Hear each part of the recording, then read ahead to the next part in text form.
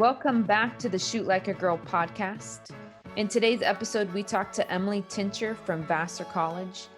Emily is from Pleasanton, California, and she talks to us today about her choice to forego multiple Division I basketball scholarships and play at a Division III school, Vassar College, to pursue her career in the medical field. I hope you enjoy.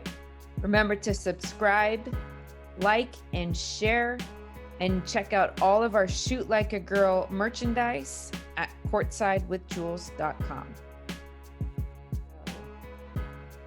Emily, welcome. It's great to have you. Great to see you. And thank you for being on today. No, thank you for inviting me. Good. So let's just get started. Why don't you give me some background information, where you're from, where you're at now, and just a little bit about that. Yeah, so I'm from Pleasanton, California. I normally describe it as like an hour from San Francisco, but it's like 2 hours from Sacramento. And right now I'm at Vassar College in Poughkeepsie, New York, which is like an hour upstate from the city. So it's a good distance. So it's not too distracting. Good. And so what's the weather like out there right now? This week has been really nice actually. We had a day that got up to like 66, so we were all outside. But right now it's normally pretty cloudy here. But like I'll say a good day is like 50 degrees, and I think today is going to be that day. So you take the weather you can get. Yeah, exactly. Well, good. And so tell us a little bit about Vassar College. I understand it's a very high academic college, and what is your major? Yeah, so Vassar College, it's a liberal arts college. I think one of the main like aspects of the education here that I think is really important is that it is open curriculum. So you basically can choose whatever you want. There's really only two like general education classes you need, and that's fulfilling a writing requirement and a foreign language requirement. And so with that, I've been able to do pre-med and major in philosophy, which are obviously two very different things, but it's been really nice to have that balance between my STEM classes with like 4-hour labs and then my humanities classes where you just talk about random things. Yeah, that's interesting. I've never actually heard of like only having two GE requirements, but it definitely makes sense in terms of moving someone along their academic path and not enforcing classes or subjects that may not be of interest to them. So Yeah. very cool. And then tell me, for people who may not know, what is STEM? What are STEM classes? Oh yeah. So STEM classes, that's science, technology, oh my God, what? Oh, engineering and mathematics. Forgot for a second. But yeah, so those like with pre-med would basically be my chem classes, biochem, physics, couple math, all of that stuff. And then humanities is normally for me philosophy, a little bit of English, and then some Spanish. Nice. Good. So let's talk about your basketball career, your high school basketball career, and tell me, what was your goal in playing high school basketball?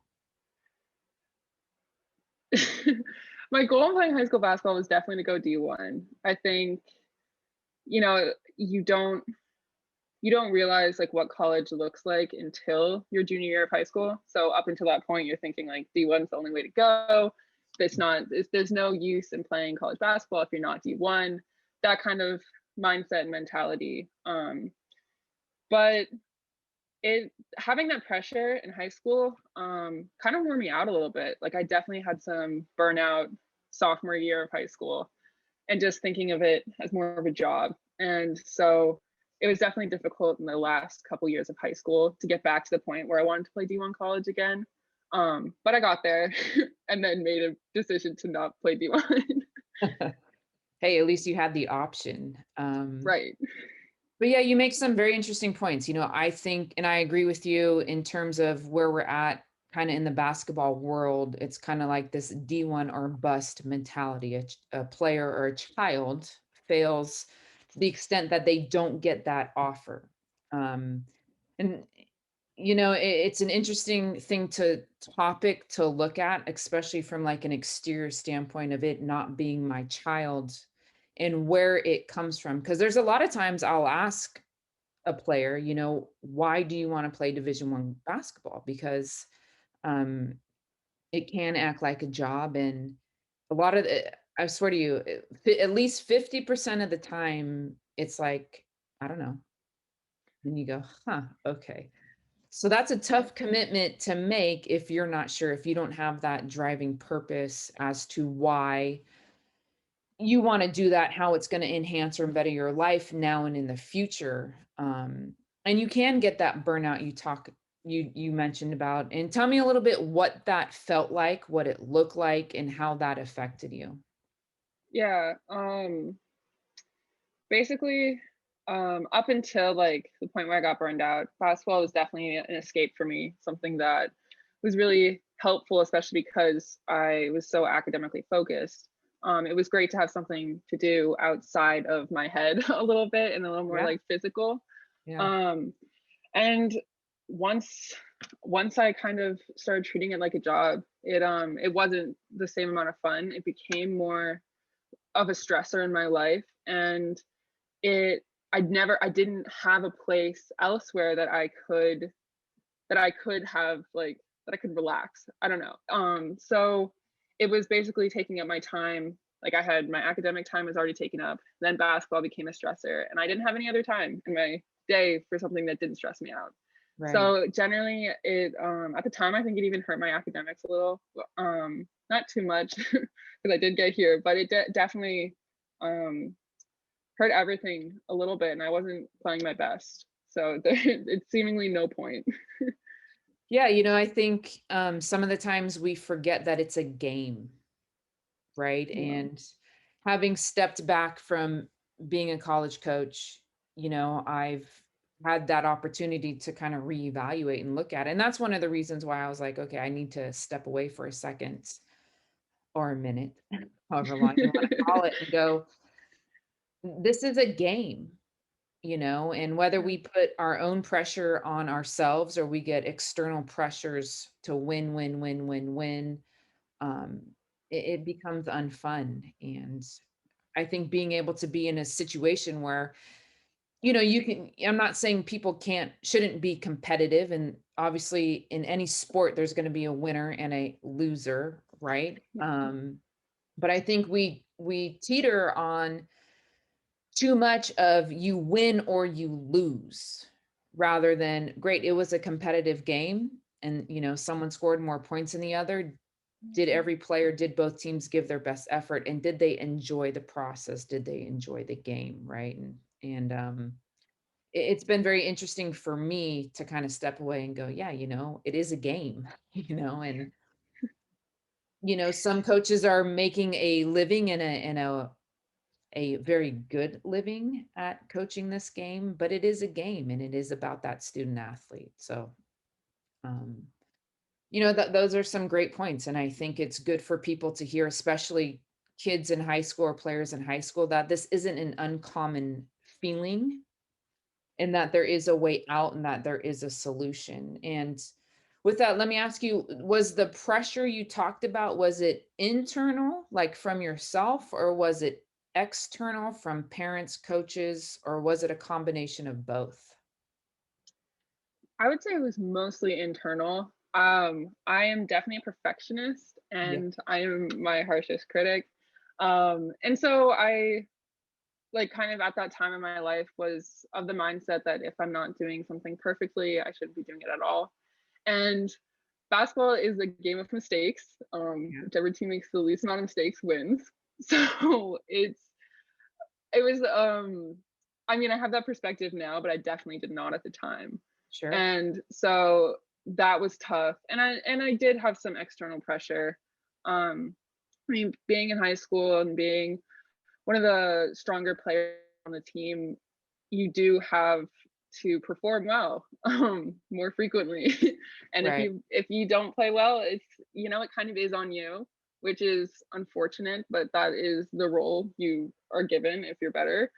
And so that too was a lot. with my perfectionist tendencies. So Understood. Yeah, I completely understand. Good. So, um, talk to me about when did you decide what your major was going to be and your career path? Because you, from my experience with you and talking to you, throughout the years that you played for me or the year, you were very certain about, hey, this is what I want to do. And that again isn't always what occurs with high school kids, especially in that summer of their junior and senior year. It's like, well, I don't know, maybe I'll major in this and maybe I'll do that. And, so I think that has a lot to do with where you got yourself. yeah, absolutely. I basically since I was a kid, I kind of knew I wanted to be a doctor. I've always wanted to work with people and help people feel physically healthy. And so knowing that, like, I knew I was going to do pre med. Um, but because pre med isn't a major, you can essentially major in anything you want. So that was kind of where I got stuck on. Oh, Vassar felt like a really good option for that because of the open curriculum. And you don't have to declare your major until the end of your sophomore year. So you really can figure out what you want to do. And my parents were okay with that. They weren't ecstatic. Both my entire family's engineers. So right, they knew what they wanted to do from the start. You have to apply to engineering school and get in. But I right. was kind of different, but because I was so invested in pre-med, they were okay with me kind of figuring out what I wanted to do in terms of my major. So I actually just declared like a month ago my major. Okay, Um, and yeah, working on that now. nice. And what did you declare as? I am a philosophy major. I went back and forth between philosophy and math, but math didn't really give me the break from the test heavy STEM Sure. courses that I needed. So Got it. So you'll be a philosophy major and to get into pre-med school. yes. Interesting. Wow. I had no idea. But Yeah. but it's great that again you get to be self-determined about what you want to learn and have this completely different side, we can call it the educational world, to bring in also to the medical field. So that's great. Yeah. Good. And then so let's talk about, so going into the summer between your junior and senior year, obviously you played for me with Top Flight, right? And you were the part of the Mm-hmm. team with Jada Lewis, who I had on previously. Um, there was a definite improvement factor from, I think the end of your high school season of your junior year and then going into your, even before, I would say midsummer, let's say mid-July of that summer of that AAU season. And so just talk to me about what allowed you to improve and take your game to the level of a Division One prospect, because we're talking, not did you just have maybe a Division One offer, but you had a legitimate 3 or 4 offers that just happened. Yeah.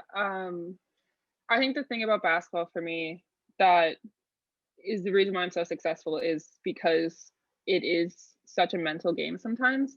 And I Mhm. think a lot of this goes to your coaching, but the way that drills were set up is they were put in the context of a game.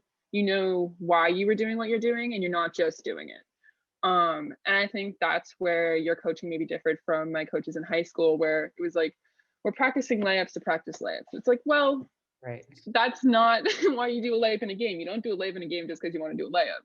You have Right. to read the defense. So I think the way that like everything was broken down over the summer, I really got to analyze the game in a way that like I really like to study things. I like Yeah, learning.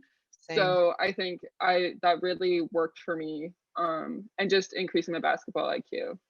Yeah, definitely.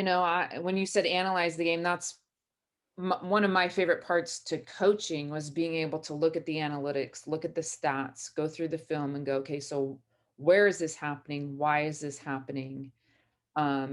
if we take X amount of threes, well, who's making them and where are they making them from and how are they getting that shot, right? And so it's kind of that strategic mentality that you're talking about, the why, the when, and the how. So that's great that I had no idea that that's how, your mind worked. I obviously saw the improvement factor and it just kind of exploded and you're like, wow, okay, cool. Uh, Good. And going back to that season, I'm sure you get asked this a lot, but you were able to play with your sister, Yeah. right? And just talk about, having that relationship. Obviously, never coached. I've coached twins before, and they've never not bickered, right? At some point in time. But they always felt like there was a special, time in their lives. Yeah. I think AAU was like the one time I really got to play with my sister. We played in high school on the same team, of course, but for some reason our coaches never put us in at the same time, which defeats the purpose of having like that special connection. But Yeah. yeah, being able to play with her on your team was just amazing. And it's weird because in the moment you're like, no, I don't have a special connection, like just another teammate, like it's fine. But then you find like random passes and like random opportunities, or you don't have to speak on defense as much. You just kind of know what the other person's going to do. Those kinds of moments just they feel great. Like Yeah. ideally you can get to that relationship with all of your teammates and you kind of work as one, but to have someone that you kind of already know that you're there, it's really fun to have. Yeah, and I can bear witness to some of those passes. I was like, "Wait, what's happening?" And then all of a sudden, I'm like, "Oh, okay." Something got made out of nothing between the two of you, and you're just like, "Great, keep it going." So good. Um, so we talked about it. So early on in your high school, and I don't even know about early on, but at some point in your high school career, right? You talked about wanting to have that Division I scholarship, right? That was the Mhm. ultimate goal, and then um as the AU season progressed, I mean, you took a visit to Idaho State, which offered on the spot, who just won the Big Sky, championship. Southern Utah was in the mix. University of Nevada, Reno was in the mix, who's, you know, uh, a good program in a very tough conference. So tell me, why did you decide not to play Division I basketball? um it really came down to academics being a good fit. um I think my mindset shifted from I need to play D1 basketball to I need to make sure I'm going to the right school for my future career. Um, and I started reminding myself that like basketball is not my career. And because as soon as as like in high school, whenever I felt like it became a job, I didn't like it. Right. I didn't want to be there. And so viewing basketball as my job, I just didn't make sense. So viewing academics as my job, putting an emphasis on that, I kind of just realized that the D1 schools that matched for me basketball wise didn't quite match for me academically. If I was at a higher level of D1 schools, there might have potentially been a match, but I wasn't at that point, and it didn't make sense to force D1 basketball to work for me at that time. And that's kind of what it came down to. And it was definitely a really tough decision because, Sure. since fifth grade, I feel like I've had this dream of like, I need to play D1 basketball. And it seemed like the only thing that would like justify playing basketball in college. Um, because it is a big time commitment. And it's like, how can I make that time commitment if I'm not playing D1? But I did I think I found a good school that actually balanced what I need to have balanced. And it was actually one of the only schools that I felt like the people here cared about basketball as much as they did academics. And I think that's what's tricky with D3 athletics is finding a team. And it's really varies by team, but finding a team that cares as deeply about whatever sport you play as they do about their academics. So Yeah. Wow. I mean, I think you just brought up some incredible points, in terms of justifying playing basketball in college. That's an interesting concept. But when you said it, it kind of brought me back to like my drive to play Division I basketball, right? I was one of those, I went the junior college route, but after that it was like, look, I'm either playing Division I basketball, and I went to the junior college to play Division I basketball, or I'm not going to play, simply. But my justify you know, you said justify. My reasoning for it was is because I wanted to coach, and I thought at that time that if I had a Division I, if I had that on my resume as I was a Division I athlete, scholarship athlete, that it would help me in my career, you know. And now that I look at it real, you know, right now, is I'm not sure if it ever got me a job.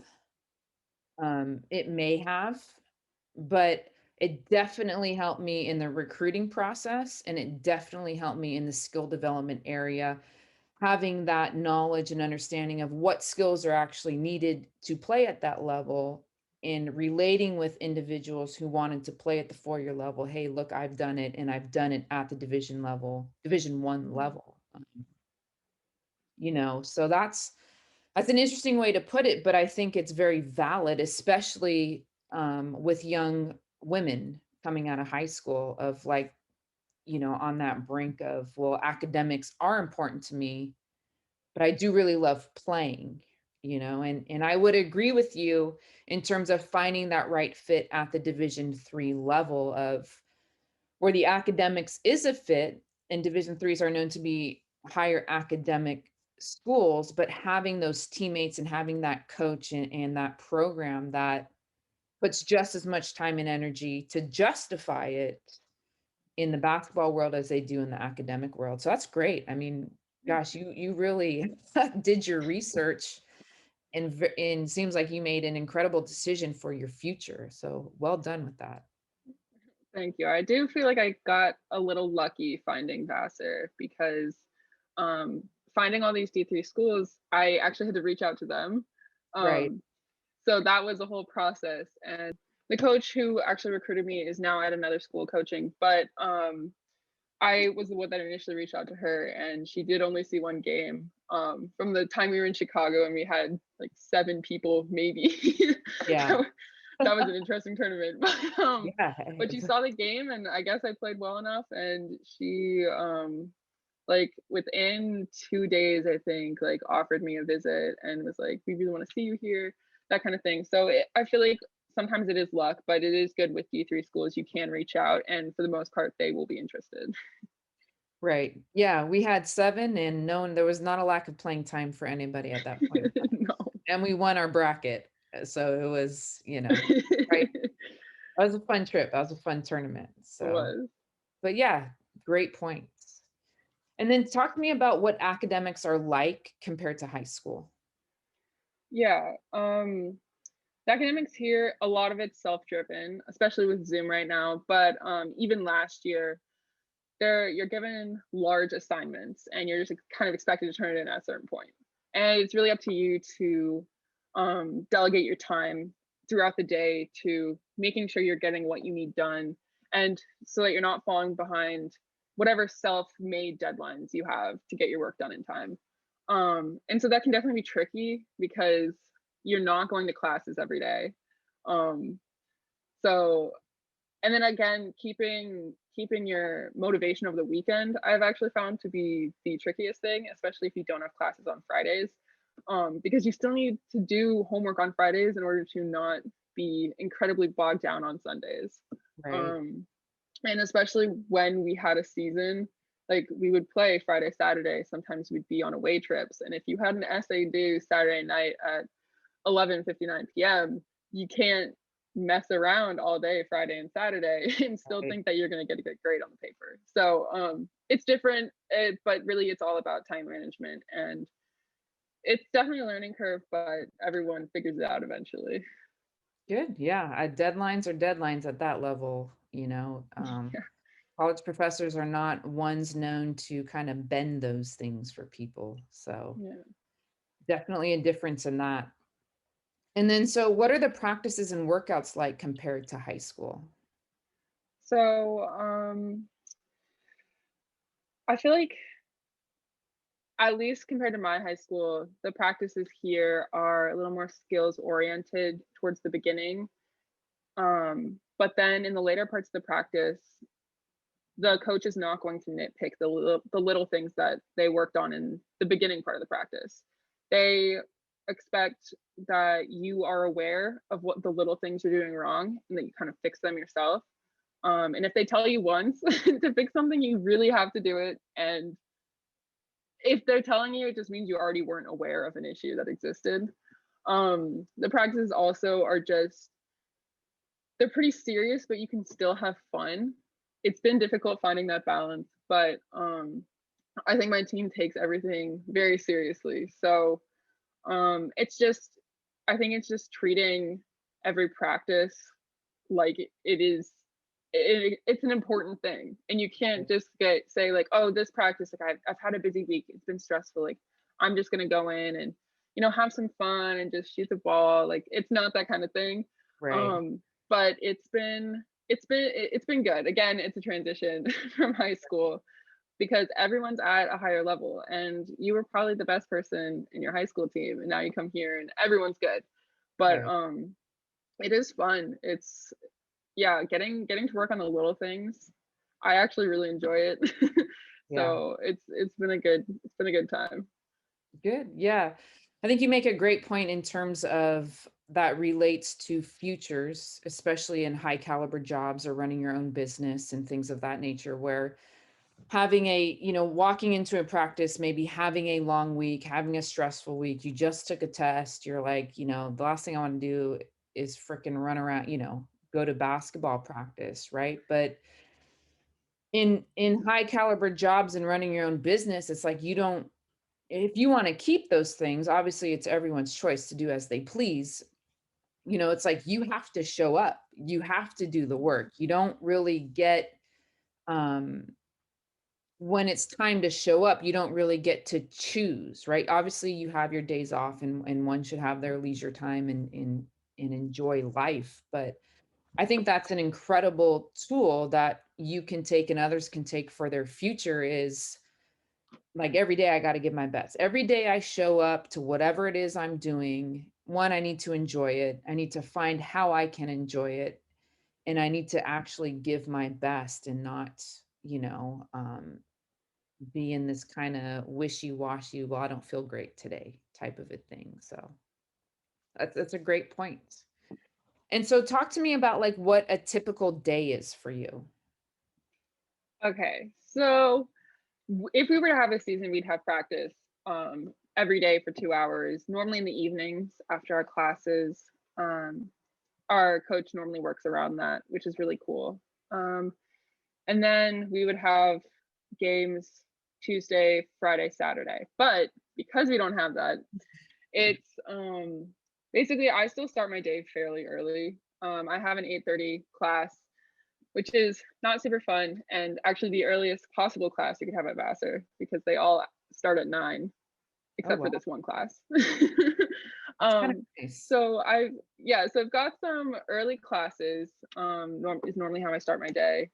um then I've got, I normally do like research lab or another lab later in the day, like mid-afternoon situation. I can get lunch with friends sometimes. Sometimes I have to study, so it's like it's more of a grab and go situation. Right. And then I go to practice a little early just because I've got shoulder issues, so I have to warm up.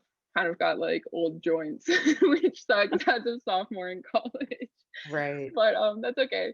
So I go to practice a little early. Normally practices 2 hours still, so it's good getting everyone in there for that long, especially with COVID. We do have to wear masks, which is annoying, but you do what you got to do so you can practice.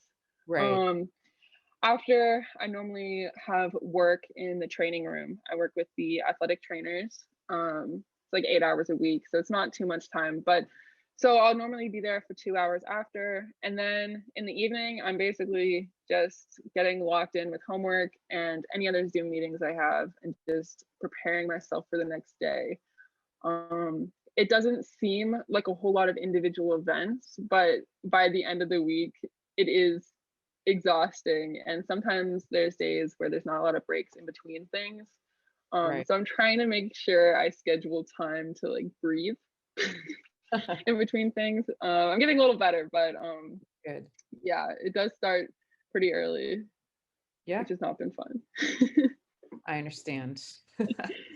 You will thank yourself in the future. I can promise you that, of being able to, Yeah. being able to, especially in this time, like set your schedule, right? You don't, Hmm. you're kind of like left on your own in a sense during COVID.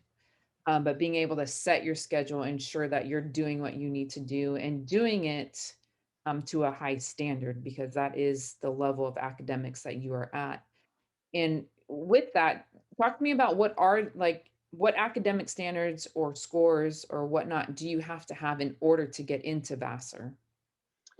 Um, so it's a test optional application right now, just because with COVID it's really hard to get all the tests that you need. But gosh, I don't even know if I can remember my SAT.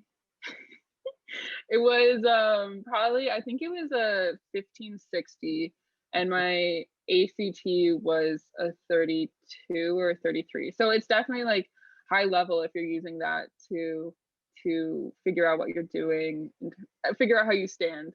But a lot of people here we have a lot of valedictorians actually, from like small random schools in like Utah, for example. Like we'll get a lot of valedictorians, but everyone here has really stellar grades in high school, really interesting extracurriculars. I would just say I normally say like the people here are just kind of weird. Everyone here is weird, for whatever reason. Sure. So you have a lot of really passionate people that focus their time on varying things, and you see that too in this like the student athlete population. Like a lot of us do research on campus here, and it's basically it's like you find a passion in high school, and that's kind of what Vassar wants to see, is that you care about academics, you also have another passion. So good news is for athletes, it's normally a sport, but you've got a lot of weird quirky people here, which is fun. Excellent. And what kind of research are you doing on campus? Yeah, I work in Dr. Lori Newman's astrocytes and cognition research lab. So it's a neuroscience psychology research lab. And we work with animal subjects, and we look at behavior and the like actual physical structure of their brains in response to different drugs, just to see how that affects their ability to learn. And astrocytes specifically are helper cells in the nervous system that help support the construction of essentially neural networks. So it's been really fun to do that, especially because, well, the way I got into this lab was I just randomly emailed. That's one thing. The professors are amazing and super easy to work with. Sorry. Go ahead. So the professors are awesome, super easy to work with. If you email or visit their office hours, they're definitely willing to help. So that is actually how I got the research opportunity. But yeah, that is like the academics here. I can't say enough about them. Nice. Very cool. And so, lastly, what advice do you have for high school players who also want to go to a school that is the same caliber of academics? Yeah, I would say the top two things you could do would be working on your study skills, making sure that you're learning how to study in high school. It's really difficult to try to learn how to study in college. You will fail tests. I have, it happens. But if you could get that more on lock in high school, that would be perfect. And then just keeping basketball fun, like getting worn out to then play at a D3 school is not, it doesn't make the most amount of sense. So keeping it fun so that when you have academic stress, like I do a lot here, I'm still able to go to practice and have fun with it and want to be there and bring good energy for my team. So it's really just keeping like finding your passions and keeping them fun is essentially the most important thing. Absolutely. I completely agree. It's again going back to, this is a game. Basketball at Yeah. the end of the day, it is a game. A lot of us aren't going to play it for the rest of our lives, and it needs to be a game. It needs to be fun, and there needs to be enjoyment. There's no reason why it should be a terrible time or a rough time or a rough Yeah. part of someone's life. And I think that falls on coaches. I think it falls on parents. And so hopefully we can get back to that, it being a game. Yeah. No, I think we will. This new generation, I feel like there's hope. I have hope that we're a little more aware of mental health, and hopefully that Yeah. will ultimately help keep basketball fun. Excellent. I agree. I have hope too. Excellent. Well, thank you so much. You provided some incredible insight for a lot of female athletes at the high school level. And I think parents also in making that decision about their future and understanding that the future goes farther than college, the future goes farther than basketball. And I think hearing it from someone who, again, had, that your goal changed, right? The goal was to play Division I basketball and you achieved it. You had the opportunity and then you went, wait a second, I have a larger goal in life, and then fitting basketball in that and using it, and again, as a vehicle to further your professional life and your future. And again, like you said, your happiness, your mental health. So, Yeah, well, uh, thank you for having me. I really appreciate this platform, and I'm a big supporter of D3 sports. So even though initially it's like maybe a weird off-putting choice, it's been great for me thus far. So good. Well, yes, you're very welcome anytime. And I wish you the very best. And hopefully you guys get to have a season next year, which I'm pretty sure you uh, will. I really hope so too. Thank you for listening to the Shoot Like a Girl podcast. I hope you enjoyed. Don't forget to like, subscribe, and share, and go ahead and check out courtsidewithjules.com.